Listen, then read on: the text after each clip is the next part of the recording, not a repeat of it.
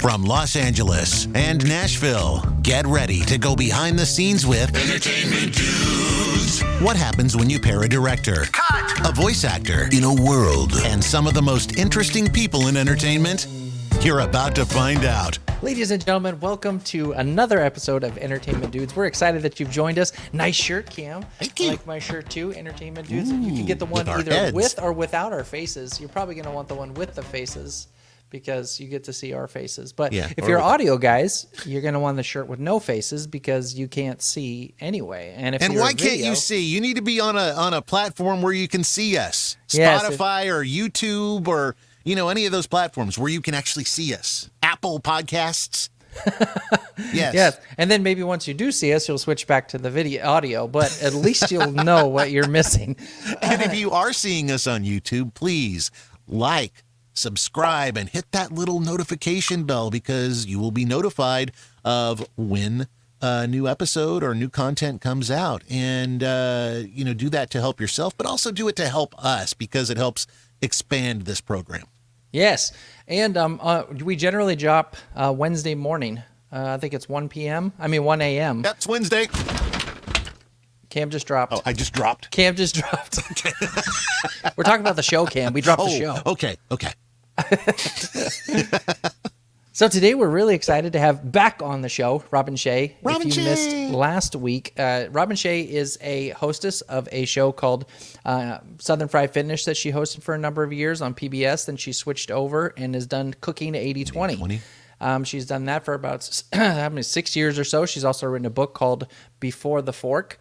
And the first half of the show that you missed was about relationships, how we can balance our relationships and our work so we can have a successful family life, but at the same time also have a successful career and learning how to find a really good balance between those. And today's episode is actually going to deal with our relationship with food and how our relationship with food can actually bring a certain amount of discipline, healing, and creating a lifestyle that enables us to set ourselves up for success. It affects every other area of your life. Yes, it does. What goes into the body really affects what happens the rest of your life. So it's an exciting episode, and it's very informative. And Robin's got it's what she's passionate about. She's been doing it for almost 20 years. So you're going to want to stick around for this episode. We're really excited you join us today. So without further ado, we're going to bring her into the show. Yes, part 2 of our interview with Robin Shea. In terms of healthy lifestyle, I like that you say 80/20. Why do you pick 80/20? Like, what is it about this figure that you have found to be sort of that magic spot? So 80/20 is really kind of a blanket term for parameters. So, and the reason I picked it is because I do have a background and have always been into fitness. So there's never been a time that I haven't worked out.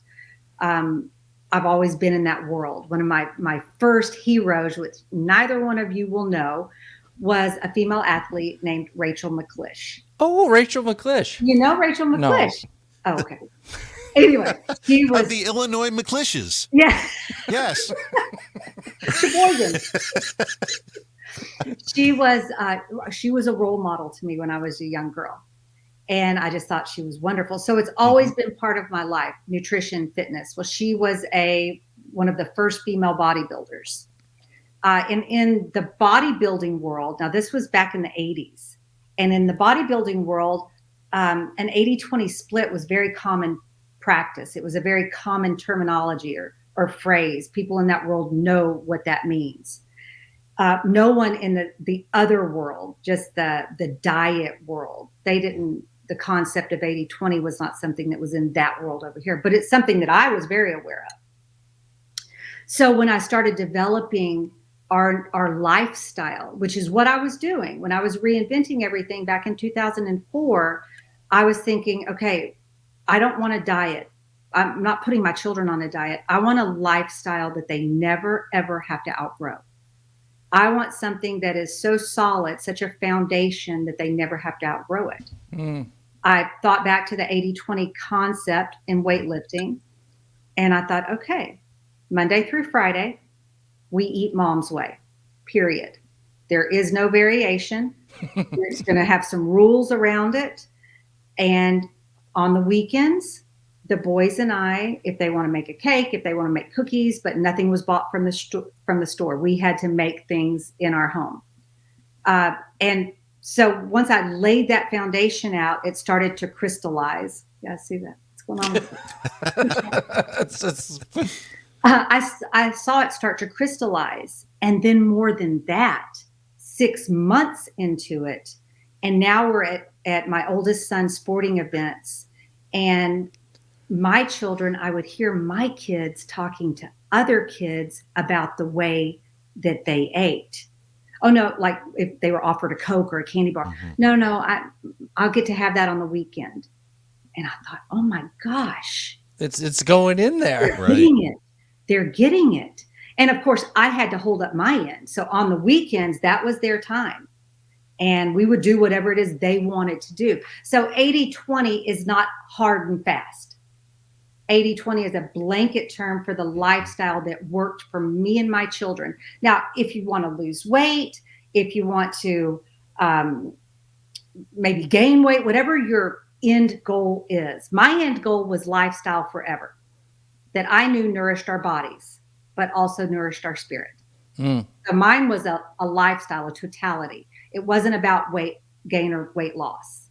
However, you put that same principle together and put those nutritional boundaries around your 80% to where you may have the caloric restriction, or you may have whatever you decide to fill that 80% with, because every diet works. Don't let anyone tell you one diet is better than the other. Is it maintainable? Is it something you can stick with for long term? Because any eating structure is going to work for most people. So fill that 80% with whatever. You may have to go 90%. You may have to go 90-10.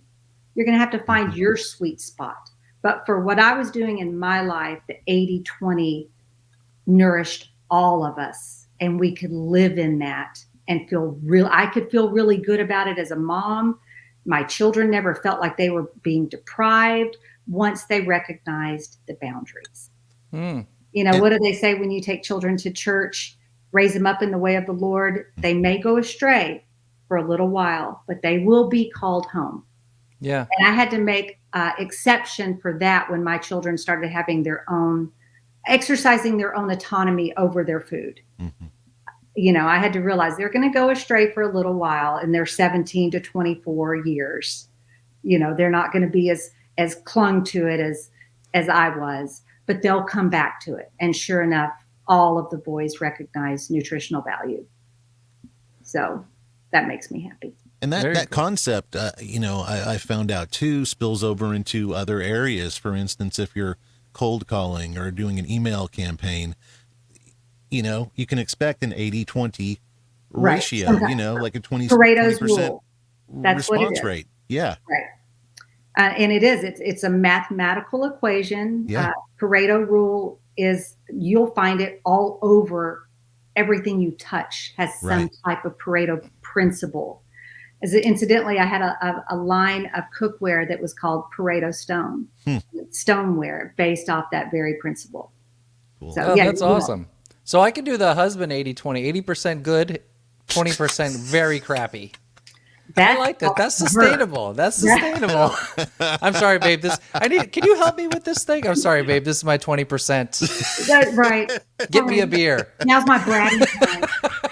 They're like, your 20% is now 50%. You're 50 to 50. And I was like, hey, I'm the one that's in charge of my ratios here. And I'm at 80-20. And this is my 20% crappy husband time. Okay. Moving away from the crappy husband stuff, can you tell us a little bit about your Before the Fork project?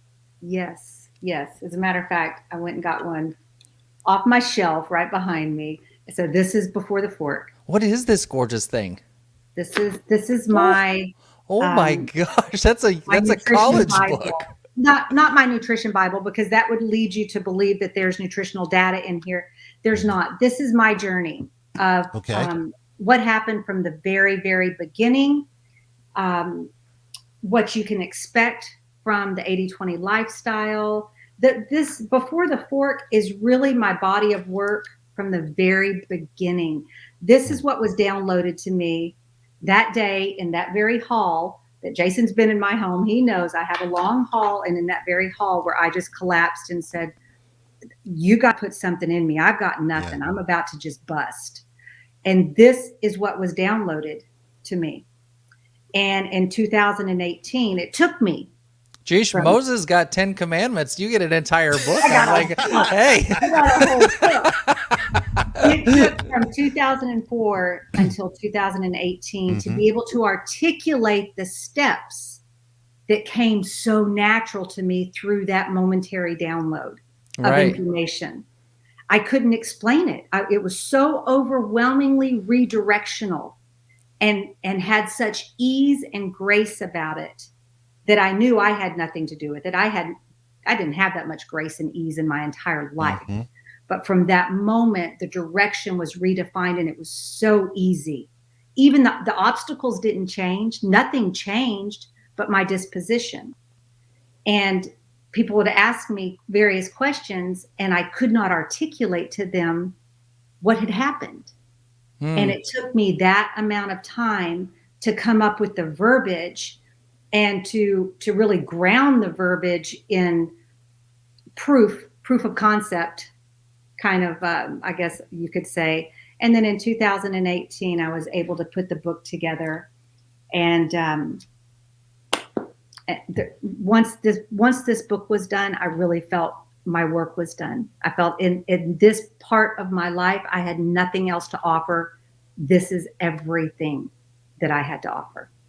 So what if somebody is wanting to change their lifestyle or diet, but they just can't seem to get it right? They don't know why they're failing all the time. How does this? They're missing a pillar. Them? They're just missing a pillar. They're just missing a component of what they need. And that's what they would find in Before the Fork. They'll find that missing component. They'll see if they have their pillars that they need to support the reinvention process. And they can see where their weaknesses are. Wow.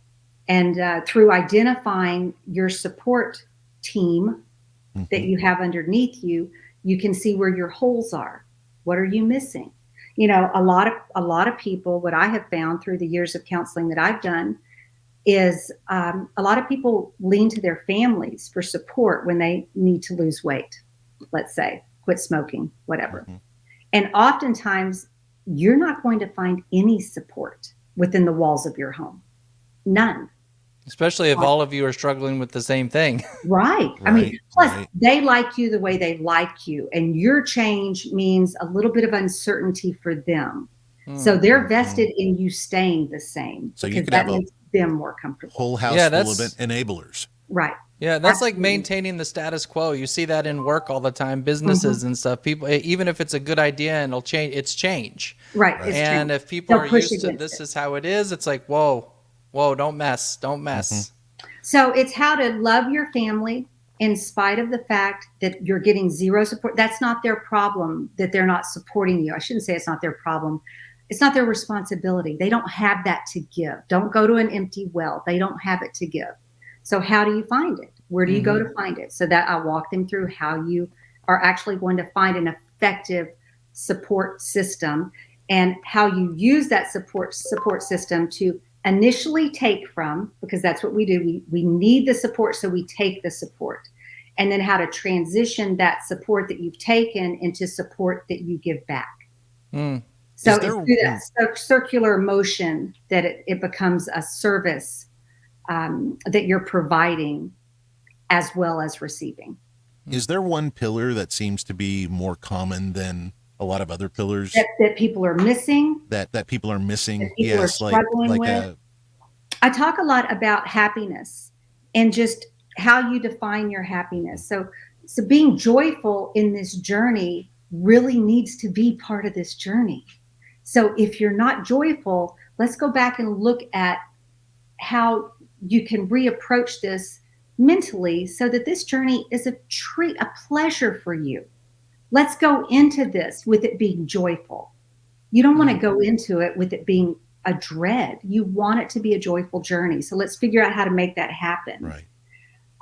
Journaling is very important. Keeping a written accounting of your days through specific journaling, intentional journaling, you'll find holes that you can now patch, you can fix. But if you don't identify them, you're never going to be able to fix them.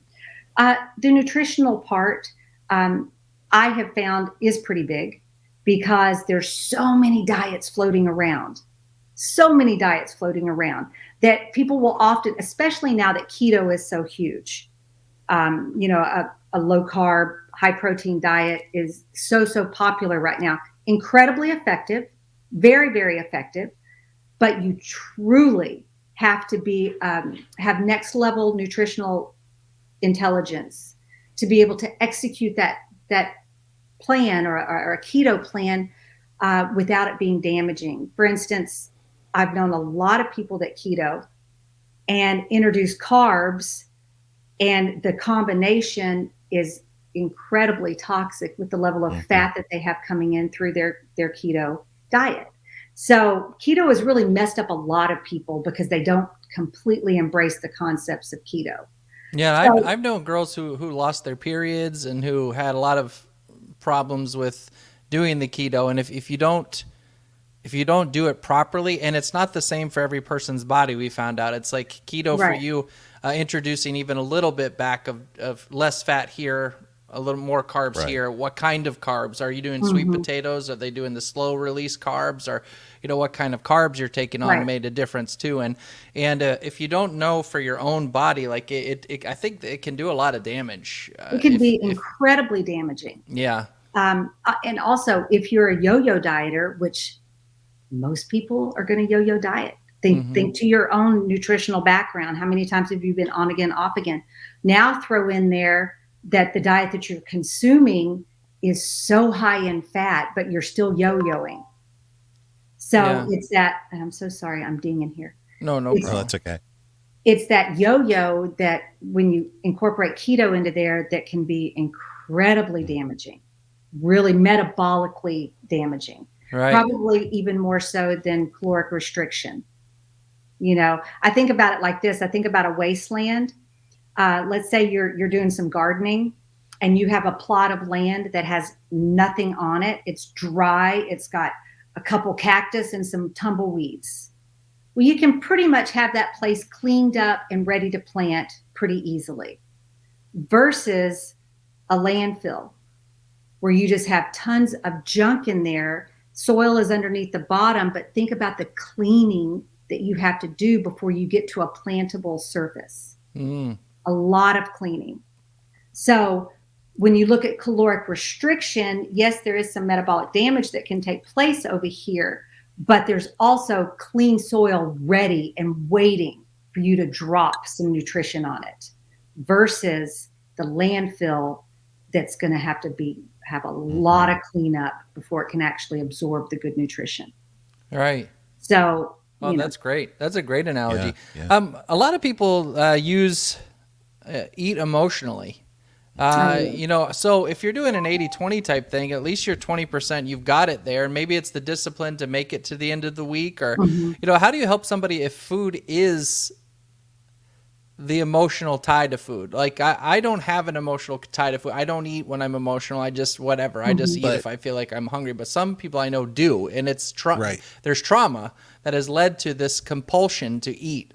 How can you, is and there a you way mentioned happiness, and sometimes that is where they find, their happiness, be it true happiness or just the feeling they have when they eat. That's what they identify with happiness. Right. Well, and it's, you stuff it down. So all of the emotions can be expressed through food. Right. Every emotion, joy can be expressed, happiness, anger, sadness, all of it. Food can be a buffer and a consoler or a co-partier, so to speak. Where you're going to find out if it's your foe or your friend is through your journaling. So where are you turning to it? When did you binge? When did that happen? What was before it? What was after it? What led up to it? And if you leave that pillar off, all of those binge moments, all of the moments that you comforted yourself with food, they're going to blur together. You're not going to remember each time. where if you journal, and the journal pages that we have in the book are super specific. So you're journaling for discovery. And so that's where you're going to do it. Now, it's almost like a fossil record where you can go back and study the fossils to see what came before. It's like a food fossil record. Absolutely. And once you can identify those, then you can go, then we call in those accountability teams. So how do I buffer myself from this? How do I protect myself from this? So you have to be your own advocate in knowing what your enemy is. What is sabotaging me? Once I identify it, what can I put in place to protect myself? So it is a all-encompassing system. It's no different than a person that may have problems with alcohol. Once you make that decision not to drink, what are you going to put in place? What's your buffer? Sheer will can only get you so far. And then if you're emotionally depleted, if you're physically depleted, that will also depletes. So your will doesn't stay up here, and your physical body and emotional body come down here. When your physical body and emotional body start to just wear thin, your will drops right along with it. So don't count on sheer will. Protect yourself with safeguards all around your weaknesses. A padlock on the refrigerator. That's right. If that's what it takes. Sometimes there's a trauma in somebody's life way back when, whatever it may be, that they have used food to get over and compensate for it, because at that time of the trauma, they started identifying food as the only comforting thing. Right. How can somebody get past that? How can they start to heal from something like that? That is a deep question, and it's a very, very understandable question. But the number one point that I would come in from is food is a symptom. Food's not the problem. Right. That's your coping. That's your blanket. So we've got to drill down to the problem, and the symptom will subside. Okay. So that's more of a counseling, of a deep, psychological time with a professional that's going to help you identify where you're wounded, try to start healing that wound, and then the comforting tools that you're using, which food is just a tool. You can't identify it as the enemy. It's no different than a security blanket. It's a tool that this person is using to cope and to wrap themselves with. So it's not the problem. If we so let's say they've gained weight, and their weight is an issue. Their weight is a byproduct of the tool they're using. It's still not the problem. And so much of the message out there is, okay, food is the problem. So that is a great point that you're bringing up right there, because people have been identifying the wrong enemy a lot of times. Yeah, you just need to eat less. Right. Thanks. Oh, yeah, thanks. No problem. Great. so helpful. Easy peasy. Well, and nowadays we have so many skinny fat people that are running around, even in leadership positions in nutrition or fitness. These 20-year-olds, 23-year-olds, 25-year-olds. Time has not done to their physical body what time is going to do. They're still under that umbrella of adolescence and young adulthood. So when I see these young professionals really pushing a certain direction, even I've been humbled as I've gotten older. As your body changes, your metabolism changes. I don't think I'm going to get anything from a 22-year-old. She doesn't know what a fully realized female body post-children, post-menopause is facing. So be very careful where you take your nutritional advice, your physical advice. Make sure that there's a background there that actually understands the point that you are in your evolution. How old are you? What have you gone through? Have you had children? Have you not had children? Are you premenopause, postmenopause? Where are you on the continuum? And make sure that the knowledge base is there that serves where you are from a hormone level. Even men, I know you don't go through the menopause that women go through. Are you but sure? Because I feel like you go through a menopause. menopause is what it is. Menopause, yes. But I do know that your hormone fluctuation, your testosterone, everything is going to start shifting at about 38 and up. It's going to start shifting. And so make sure you're taking advice from qualified people that can deal in your age bracket, because that's really an important part of it. Yeah, I noticed mine. It felt like I felt like I ran into a brick wall at 43. Like you don't notice it, and then suddenly it's like literally there's a brick wall there, and your body's Right in like, front of you. I'm not young anymore. You're like, Right. no, yes we are, and your body's like, nah. Yeah, and I feel like eating the same way. I started gaining weight way faster than I did before, and and I would I was eating the same amount of food I had been. Right. And I found out I don't need that much. I literally do not need as much anymore. So I went from oftentimes like, fasting breakfast because I wouldn't eat it. That's the most favorite. But it was good for my body. I felt fine. Like if I ate a good lunch and a good dinner, I regulated. I wasn't as hungry during the day. Right. Because whenever I'd eat in the morning, already my mind's thinking food, and I'd eat way more during the rest of the day. Right. It stimulates that, like, I've got to eat. And if I wait, I feel a little bit of hunger, and it's like, it's okay. And then I would eat something, and I'd eat again at dinner, and I felt it started helping. Like I started losing weight, and it started maintaining. It started regulating properly. Faster. But I love fasting. And we get along really, really well. It's probably my choice daily. And I can fast, and it doesn't even, because my body is fat adapted, I have no hunger, no anything, and I'm on top of what I eat. I can stay on top of it. When the hunger gets on top of you, you cannot get on top of what you're going to eat, because your hunger is dictating your appetite. Eating. And it makes sense, if you never let your digestive system rest. Right. We all need rest. Imagine just going and never getting sleep. Well, it's the same thing for your digestive system, right? Well, and you shut off several of your metabolic systems that are energy systems are shut off. If you're consistently feeding food and you have a ongoing supply of insulin being pumped through, so you've got your energy supply right there. Right. Where fasting allows you to tap into alternative energy sources and just refine your system. Give your other systems a break while this system takes over. That doesn't happen overnight, but when it does happen, you feel so much energy. I mean, it is just really, to me, I have found it's my very favorite way to eat. Yeah, and for me, it was also a first steps in a sense, willpower. You're talking about willpower.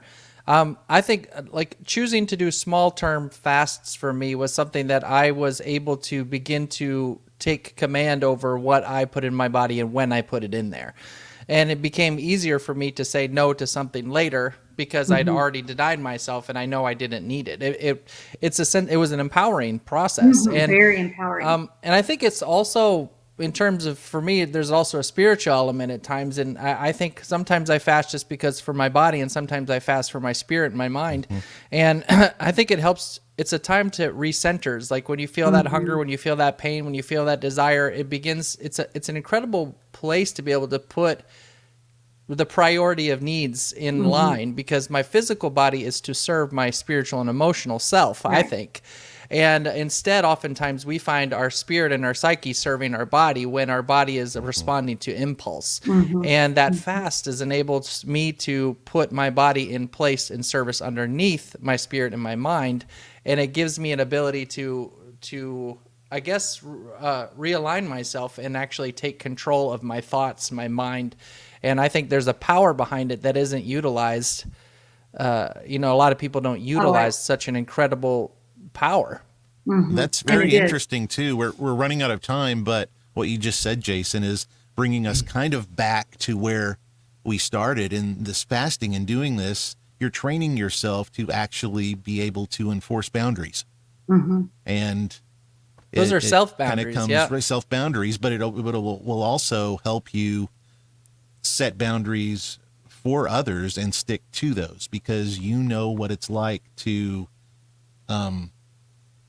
stick to it and not let society or your body or whatever tell you otherwise. Your success is most often than not found within your disciplines. Yeah. You So discipline yourself.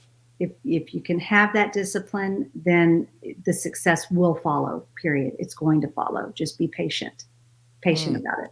Wonderful. Thank you Awesome. so much for coming on today. Where can people find Before the Fork? On YouTube, if you go to Robin Shea, the channel Robin Shea, I actually have 2 series on my channel that walk through a 30-day reset using my system. Okay. So there's a video for every day, a morning and a night video, and you can walk through every step. I talk about all the pillars. You can go to Amazon, Before the Fork, Robin Shea, if you want the book, and then you can follow along in the book, or you can just go to YouTube and watch the videos. But there's 2 series there that you'll see. And that's probably the best place they can get in touch with me through YouTube. I'm on that page all the time. Wonderful. Thank you so much. Oh, it's been a pleasure. Awesome. Thank y'all for letting me go off on tangents about my passion. You know, just We when love I think it's waning, just when I think I can get outside of being so single-minded, I'm reminded. No, you can't. Well, thank you for joining our show, and we look forward to having you on again in the future if you are amiable to such a thing. Of course. I love it. Pleasure Yes, meeting you, Cam. Yes. Always a pleasure seeing you, Jason. Back to you. Bye. TLC. All right. Thank you Bye-bye. so much. Well, wow. Yeah, I'm telling you that's such a mouthful. You never know, like in entertainment Was that news, a what we're pun? going to cover. What? A mouthful. You get it? It's a pun. Wah, wah, wah, wah. So, for anybody who's wondering what we're going to cover on the show, what we talk about, we're talking about everything in entertainment, anything that's related to the things that we've learned along the processes. One of the things that we're really excited about understanding is how people in their specific field have gotten to where they are and the things that they've Right. learned along the way. And Robin has shared a lot of really incredible information. I think we're probably going to split this into two episodes, just so you can really dive into it. The first one really focused on balancing your lifestyle with your work, which I thought is really cool. And the second part is even about self-discipline, about boundaries, and even starting with food and what that 80-20 lifestyle is. And those are all important and necessary no matter what field you're in. Whenever you want to be successful in any career, especially in something like this, being able to find balance between your personal life and your family life, your friendships, extremely important. And then also just finding something that you can do that you have control over, because a lot of times in the system, you're going to find that you don't have control. You don't have control over when your script gets bought. You don't have Right. control over when your client's ready to start shooting. There's so many variables that you do not have control over. But where you can control is certain decisions that you make on a regular basis that improve and benefit your life. And that involves how you're going to eat, when you're going to work out, when you're going to write. Am I going to get up in the morning and work on scripts for an hour and a half? I'm going to make myself do this consistently. And I think it's like Robin said, it's all about the discipline. If you walk in that discipline and you follow the discipline and you can stay disciplined and focused on a specific goal, success will come. What level of success you'll reach, that's dependent upon your industry, dependent upon your goal. But will you have success as a person? Yes. Yes, you will. And I like Ernest Nightingale when he said, I believe that success is anyone who is actively pursuing a worthwhile goal.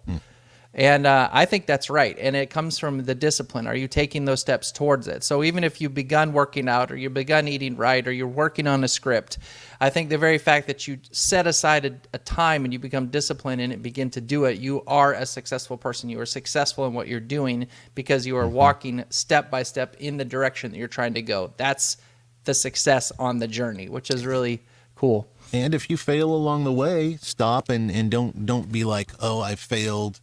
Just get right back up and continue where you left off. Yeah. Denzel, And fail forward. It's the journey. Yeah, which is an exciting journey. And it's the reason why can we do this show today? Because Cam and I have had a journey. We've been on the journey, and all of these people that we've talked to, they've been on a journey, and there are varying stages of success in a career. And it's really fun to talk to people who have been successful and who have made a career about it, because then you can see how these ideas of discipline and these ideas of self-boundaries and self-regulation have helped them in their careers to be able to be where they are. And I have a feeling you're going to find a similar thread in most of the guests that we have on that are going to be related to this idea of self-discipline, focus, determination, and small steps forward towards the goal. It's consistent. So It's a universal. Yeah. it is a universal. Well, thank you very much, everyone, for joining us on another episode of Entertainment Dudes. I'm Jason Crossman, Director Dude, I'm Cam Cornelius, the voiceover dude. and we are signing off. See you next time. Entertainment Dude.